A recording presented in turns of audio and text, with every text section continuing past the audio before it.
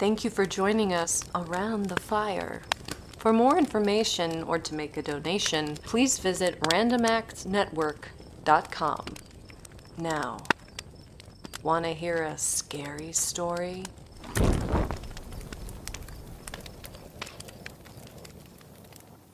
The Taylor's home was a split level on a quiet street, and Laura spent most of her time downstairs. The main area consisted of the family room with a large box TV and the seating area, with one side offering a hallway to her bedroom and the laundry room, and the other consisting almost entirely of glass windows.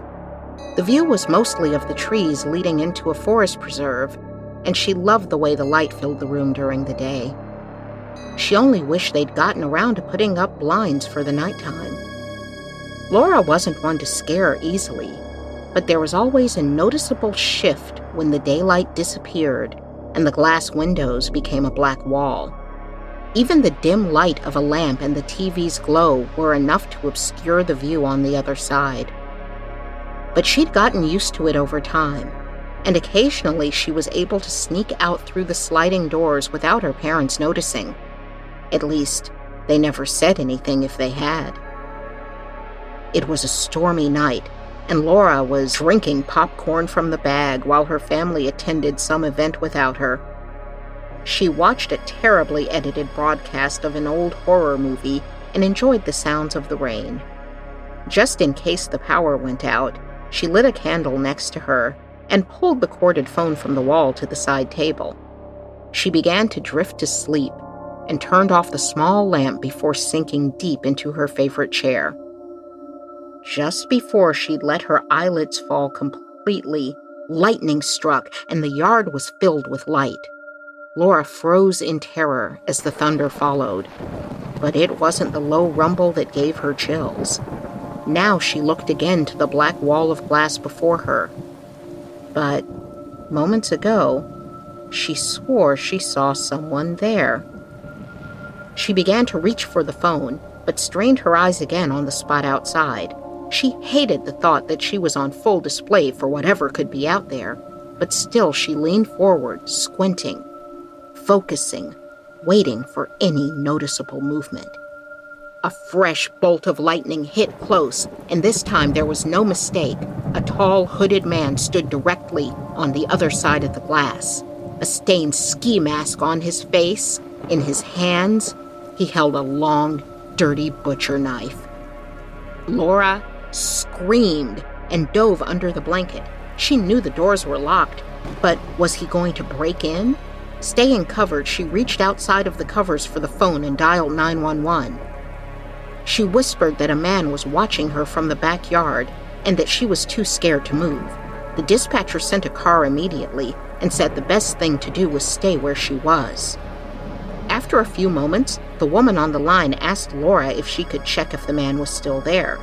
She didn't want to leave the safety of the blanket, but the dispatcher promised the police were close and she needed to give them an update. Crying, Laura lowered the blanket once again. She had to wait for lightning to strike, she whispered. They sat, each listening to the other's shallow breaths as they waited on the storm. Maybe it was just a prank, the dispatcher suggested. Was there a neighbor kid nearby? There was probably nothing to worry about.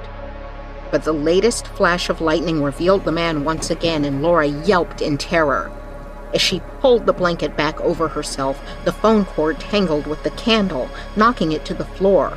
Wax splattered everywhere, and the flame went out.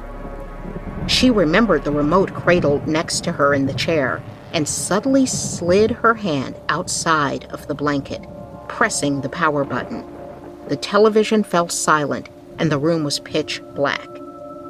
Now they were on even ground.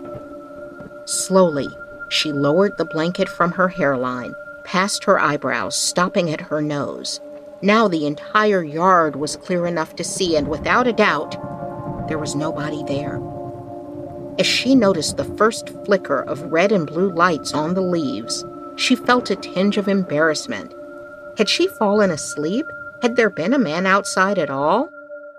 There were voices along the side of the house, followed by flashlights zigzagging on the grass. and Laura finally let the blanket fall as 2 police officers came into view.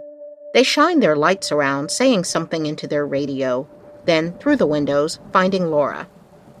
One officer spoke into the radio as Laura thanked the dispatcher and hung up. But before she could stand, lightning filled the skies once again, illuminating both the officer's terrified face and the man's horrifying reflection in the glass from where he stood directly behind her chair. The officer's patrol car peeled out of the driveway as they rounded the corner at the front of the house. The man had gotten away, at least for now.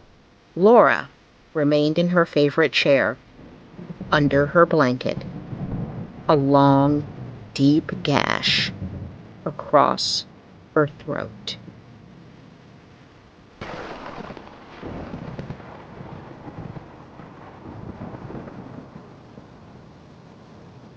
The Man in the Window, told by Terri Lynn Hudson.